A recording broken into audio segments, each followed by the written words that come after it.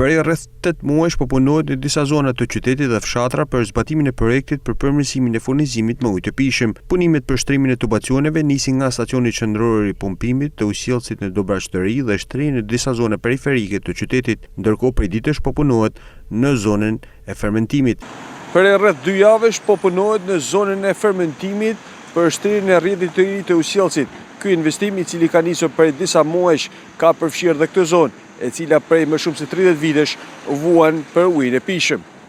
Domethënë, ky investim që po bën shteti, se shteti po e bën, është një mirësi për popullin, është një diçka që ky vend ka vujt për ujë, edhe këta po punojnë në mënyrë të rregullt, gjithçka për komunitetin, ne na pa ujë krahasi për. Pavarësisht se ujit është në borë, por ujit nuk vjen. Këta kur të hapin ujt, si të vinë qezmi, amaran, e të pishën da, atë du të me marrë gotën me që dhe dhinë.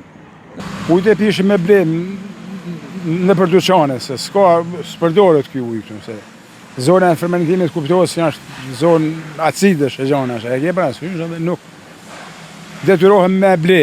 Ky investim pritet të zgjidhë problemet e furnizimit me ujë në zonat informale të pjesës veriore të qytetit dhe të përmirësojë ndjeshëm situatën për rreth 2200 familje. Projekti me një vlerë prej 9.2 milion euro financohet kryesisht nga Banka Gjermane për Zhvillim dhe parashikohet të përfundojë gjatë verës së vitit të ardhshëm.